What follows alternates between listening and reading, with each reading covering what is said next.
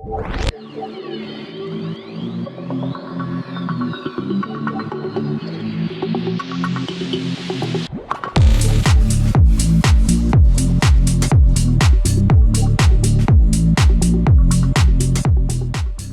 little while back, I did a video on the worst games in my Steam library, as determined by their MetaCritic rating. And that video did really well by my modest standards, so of course the obvious thing to do was to completely sell out and make another video along almost exactly the same lines. In all honesty though, I had intended to make 2 videos like this before I even started writing the first one. Thing is, sorting your games by MetaCritic rating is just one of the ways you can sort your Steam library. Another is to sort it by Steam user reviews, and that's quite a different proposition. For one thing, many, if not most games on Steam don't get enough critic reviews to get a Metacritic rating, so they wouldn't have been eligible for my last list. For another thing, and possibly more significantly, critics and players often tend to have, how shall I put this, different priorities. And arguments still rage over who can claim more credibility. I won't get into that argument too extensively right now. I personally don't care much about generalized critic or user ratings. If I really want an outside opinion, I'll turn to one of the specific YouTubers, critics, friends, or other gamers who I know share my tastes and who have a track record of being able to provide an analysis of the stuff that matters to me. That said, I will contend that using player reviews as a metric for the actual quality of a game is not always helpful. I'm sure we're all familiar with review bombing, which is often the result of sections of the gaming community wanting to express their displeasure with something that may or may not have anything to do with the game in question. Of course, in many cases this displeasure is entirely justified, but still, the lowest rated games by users on Steam are not always actually unpleasant to play. Take for example Overwatch 2. By any objective measure, it's a fun game to play if you're into that sort of thing, and competently made. And it famously got a massive amount of negative reviews when it finally made its way to Steam. Of course, it also included terrible monetization and was arguably a step backwards for the franchise, so I'm not saying the bad reviews weren't justified, just that they really didn't tell the full story. So when I sorted my library by Steam reviews, I wasn't sure what I'd see at the absolute bottom of the list. I've elected to look at the bottom 8 games in my Steam library, and as it happens, I think this consists of a genuinely interesting collection of games. So interesting in fact that I've ended up having more to say about them than I expected, so I decided to split this video into 2 parts. So today it's entries 8 through 5, technically the better half, but you know, none of this stuff is good. But there is quite a variety of games I'll be covering in these 2 videos, stuff that's terrible for a range of different reasons. Some of them are low effort dross, some of them are massively disappointing due to high expectations or broken promises, and there's also one that I unironically loved, and which I put over 50 hours into quite a few years back. Keep watching to find out which game I'm talking about. And you're actually going to find out right now, because I'm counting down this list from terrible to absolute bottom of the barrel, and this one happens to be the least terrible in terms of ratings. The 8th worst game in my library according to Steam reviews is Goddess. My journey started with these 2 devoted followers. They looked up to me for nurture and inspiration as they developed their lives. I could sculpt and mould every inch of this beautiful landscape using only my touch. Now, I said that I loved Goddess, and I did, but it's a complicated story. And it's one that ideally I'd like to illustrate with some actual footage of me playing the game, but like the first game in my last list, Goddess just absolutely will not load for me today, not beyond the title screen at least. Interesting coincidence, and a frustrating one, that both this list and the last start with a game I liked more than most that I can no longer actually play. Anyway, I guess I'll have to use some generic promotional material. Maybe I can find some with Peter Molyneux waffling on about the game. I mean, the interface from Populous was just atrocious. That was a very, very long time ago before people had thought about user interfaces. It's like going back and seeing TV series from the 70s. None of them were good. We just have fond memories of them. And, you know, Ah yes, Peter Molyneux. There's a very good chance you've heard of him if you have any interest in the history of gaming, or in gaming in general, really. He was one of the first really big personalities in the game dev world, perhaps not rivaling the likes of John Romero, but for me at least he was kind of a big deal in decades past. He was responsible for Populous and Theme Park, 2 of my favourite games of the early to mid-90s, and his studio Bullfrog earned a good reputation. Dungeon Keeper and Black and White were also fascinating games, but it was with Fable that he rose to true international fame as a game developer. Fame and notoriety. He gained a reputation for perhaps not always talking about his projects in a way that had any basis in reality. If you've seen him talk about the infamous Project Milo, you might have some idea what I mean. He claimed he was just overly optimistic when talking about upcoming games, but less charitable interpretations presented him as a blatantly dishonest hype-monger. It's perhaps not surprising that many comparisons were drawn with Sean Murray when No Man's Sky proved to be less than stellar. Project Milo never came to be, but Goddess did. I was very interested when I first heard about it. A new God game from the creator of Populous. It was definitely intriguing. It was only in early access, very early access as it happened, but I figured I'd take a chance on it. It was only pretty cheap after all. And regardless of how things turned out later, I absolutely positively got good value for money. I loved it. When I played Populous 2 on the Mega Drive, what I enjoyed most was simply carving out a nice flat space for my worshippers to live in and watching them grow and thrive. I found it really satisfying, and I found the same satisfaction in that early build of Goddess. The sculpting mechanic was particularly cool, I thought, as you simply used the mouse to drag out bits of the landscape, ever so slowly crafting a pleasant grassy plain for your followers. It had the same meditative appeal as something like wood whittling or clay sculpting. And there was a really nice sense of progression too. To begin with, you could only sculpt very slowly in small sections, but as you gained more godly powers, you could shift more and more land with each swipe of the mouse. Even at the height of your powers though, it still took time and dedication to make proper changes to the landscape. And you only gained power slowly, too slowly for a lot of people. Normally I would be one of those people. My patience and attention span for such things is not usually great, but in the case of Goddess I found the slow pace and gradual progression really satisfying, and I put a lot of hours into it. There were other gameplay elements, including combat with neighbouring tribes, but it really was just that gradual, pleasant sculpting that made the game what it was, for me at least. But this was a game in development, so of course things changed. And in my opinion, pretty much every change made the game worse. A new progression system was introduced, ruining the pacing that I had really enjoyed. A card-based upgrade system was introduced, the sort of thing that seemed, to some people, suspiciously like the sort of thing a freemium mobile game would do. And indeed a mobile version was in the works. There was rampant speculation that the PC version was not the developer's main priority, as they felt the mobile version would be more lucrative. And with the benefit of hindsight, given that the mobile version was last updated a month ago, and the PC version was last updated nearly a decade ago, I have to admit there might be some truth to that. On the loading screen of the early access PC version, there was a label that showed how complete the game was as a percentage. It's pretty optimistic to think you can state with clarity just how finished your early access game is down to a percentage point, and it's sadly humorous now to see that when I try to load the game in the 10 seconds before it crashes, it still sits at 53%. 53%, that's an oddly specific number, and I guess the other 47% is simply missing in action. And that's the main reason this game has such a low user rating, which is perfectly understandable. After a successful Kickstarter campaign and a long period in early access, the game was simply abandoned. That tends to annoy everyone, and people had other reasons to be angry. In a competition that ran before the game was launched, a guy named Brian Henderson won a prize that was supposed to include not only an active role within the game, where he would get to directly affect the rules of the gameplay, but also a 1% share of the revenue generated by the game. When announcing this prize, Peter Molyneux called it life-changing. Unsurprisingly, Brian received nothing and his life remained unchanged. Well, probably he was a bit more cynical, but definitely no richer. This is the sort of thing that haunts Molyneux's reputation to this day, and again, I understand why. The guy made some excellent games, but is more prone to make baseless assertions than Sean Murray, and unlike Sean, he still doesn't seem to have learned his lesson. So despite the fact that I personally really enjoyed Goddess for a time, I definitely can't argue with its place on this list. At 7th place is one of the earliest games I ever bought on Steam, Eternity's Child. This is a game where you randomly click on a Windows dialog box until it eventually goes away.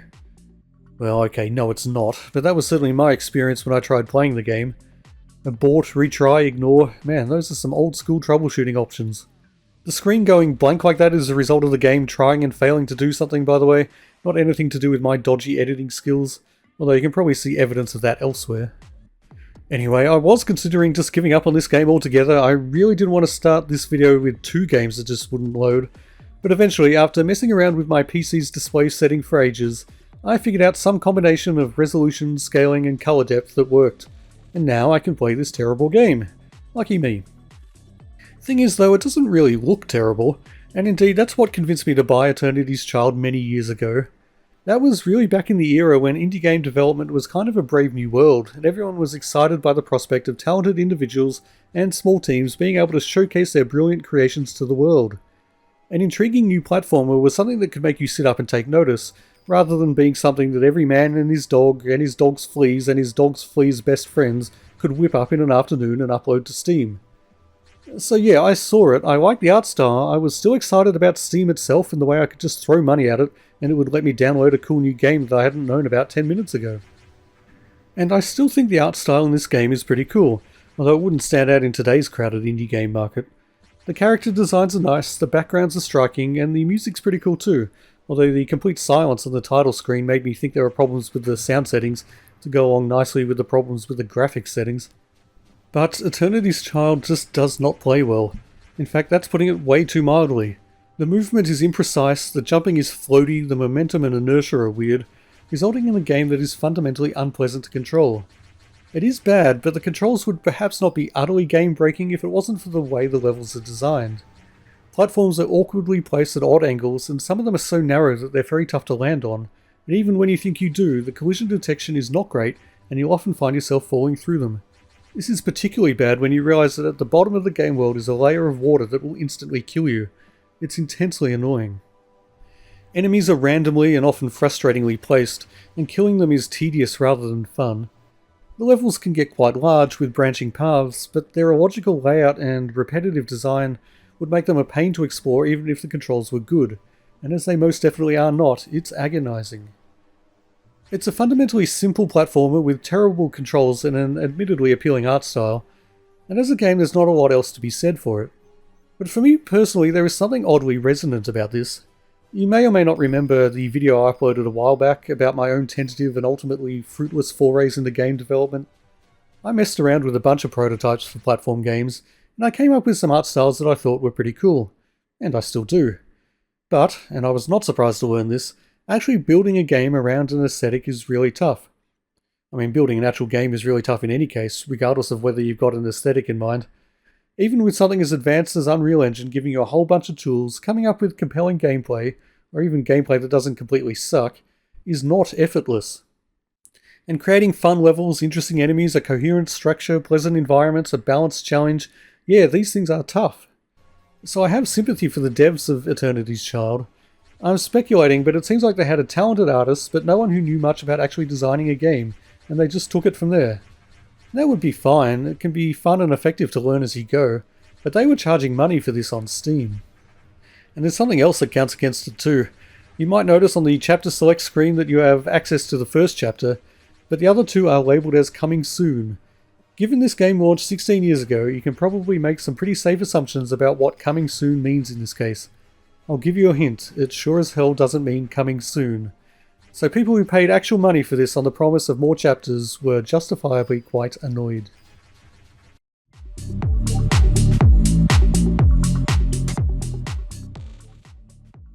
Okay, on to something even more simple and even more cynical. The sixth worst game on my list is Nature Park. So this isn't a game, not really. It's a handful of store-bought game assets hastily dumped into an environment and then uploaded to Steam for some reason, where it apparently sold for over $20. It doesn't sell for that much now. In fact, it doesn't sell for anything because it's no longer available. Hopefully that speaks to some improvement in Steam's quality control systems. It's not a particularly interesting, I can't use the word game, thing to talk about. It's way too boring and featureless to make even a brief performative rage video about. There's a sledgehammer and an AK-47 you can pick up, you walk down a path, you shoot a few of the barely functional and thematically inconsistent zombies, and that's pretty much it.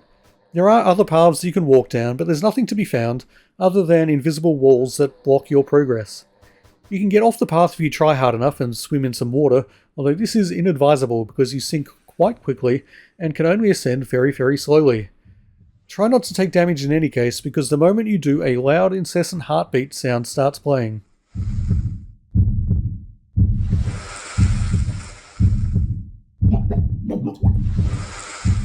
and since there's nothing as sophisticated as a health pickup lying around, you'll be hearing it for the rest of your playthrough of this experience. So yeah, Nature Park is not a game, but as with Monkey Island, Rise of the Beast, which I looked at a while back, it's at least kind of interesting to think about why this thing exists, and more importantly, how it came to end up in my library. I can imagine why something like this exists. In fact, I created similar projects in my first holding steps towards learning how Unreal Engine works, but those projects stayed on my hard drive. They did not make it onto Steam. They didn't even make it into that video I made not long ago about my forays into game development, which I referenced earlier. In fact, I feel totally safe in saying that every half-assed game I featured in that video is vastly superior and more enjoyable than Nature Park, even the ones that are just the barest bones of a concept. Hell, that fake game I made for my April's Fool's video last year has more value. But as a first little learning experience, this would be fine. Implement a pre-made player character and control system along with a basic UI, sculpt a bit of landscape, drag and drop some trees and fences and wooden benches just to see how the basics of the program work. Sure, that's cool. Thousands and thousands of aspiring game devs have taken similar first steps, and some of them probably made something cool a few months or years later. So the existence of such a project, yeah, I understand it. But how did it come to be on Steam, and how did it come to be in my library? The first part of that question I can't really answer. Steam requires a payment of $100 for each game uploaded to it, so someone at some point judged it was a sensible use of money to pay for this game to be on sale. I genuinely do not know what their logic was. I'm sure they kind of thought they were offering a game that anyone might want to play. Perhaps they thought that someone might misclick and accidentally pay $20 for it.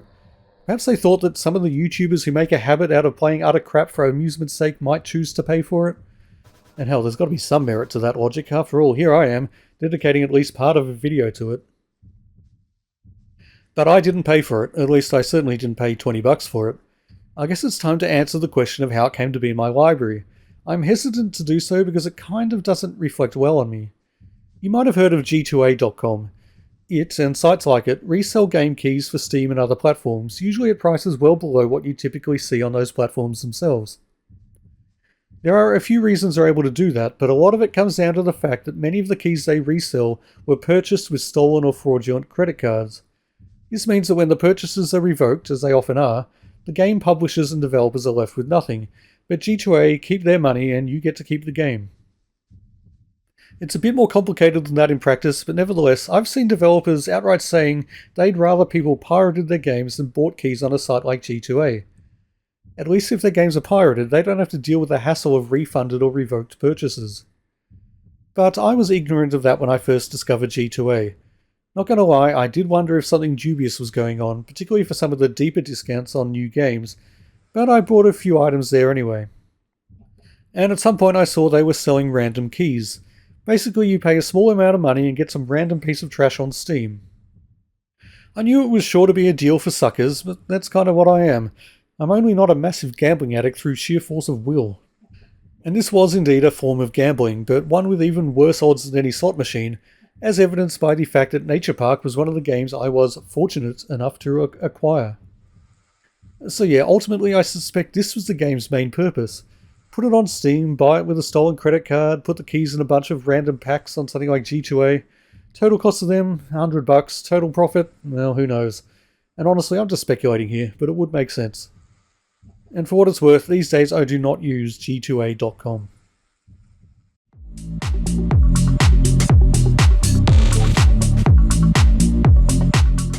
And this next game, the fifth worst in my collection, is definitely one that I spent legitimate money on. Raycatcher.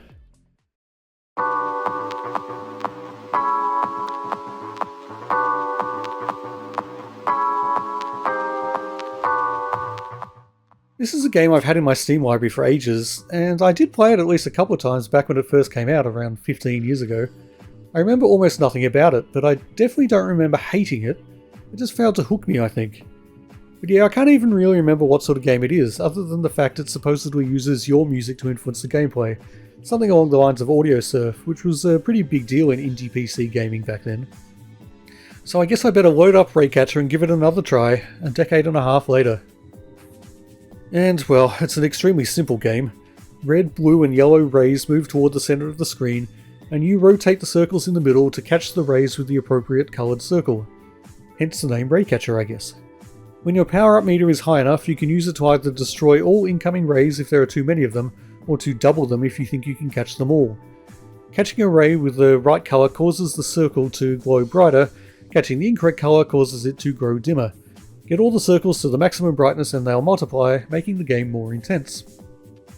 And that's it really. All you do is rotate the inner collection of circles and use a power up every now and then.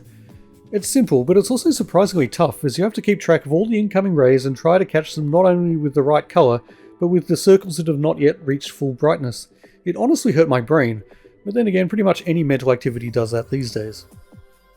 So it's challenging and demanding in a way, but not a way that is conducive to having fun. I can imagine playing enough to get somewhat competent at it, but I absolutely cannot imagine enjoying that process. It's just a dull game, and although the fundamental gameplay is functional, it's pretty unintuitive. Other games of a similar style definitely don't hurt my brain as much. And there are other issues, most significantly the fact that occasionally, but quite regularly, the central circles just jump around for no apparent reason, as if your mouse was set to a massively high sensitivity level for a split second, causing you to inevitably miss a ray or two. That's pretty game breaking. Also, although I haven't shown any custom music tracks here for copyright reasons, I found that there is no sense the game is actually adjusting the gameplay to match the music. Not much seems to happen on the beat. When using the tracks that come with the game, it does sometimes feel like the rays are hitting the centre in time with the music, but more often it too just really seems random. So yes, a pretty terrible game, but it is actually a game, unlike the previous entry in this list. Why is Raycatcher ranked lower than Nature Park then? I'm honestly not entirely sure. The thing is, I can't actually check the reviews of Nature Park because it's no longer available to buy. Same with Goddess. I suspect the quantity of reviews comes into play in whatever algorithm Steam uses to sort your library. This is supported by the fact that one of the games I'll be looking at in the next video has a higher proportion of positive reviews, but also has several thousand negative reviews, which I guess gives it a better sample size than something like Raycatcher, which only has a dozen or so reviews in total. Anyway, it hardly matters. The player's verdict on all these games is that they absolutely suck, and so far I'd say they're pretty much correct. Okay, we're halfway through the list and I really need to take a bit of a break from this. Possibly you do too after all this suckage. In all seriousness, it can be mentally draining to intentionally subject yourself to so much pain. Well, I mean, pain like this is the epitome of first world problems, but even so, I don't envy people who make videos like this as a matter of habit. My next project is going to be on something I actually enjoy, honest. Until the second half of this list though, get off my lawn.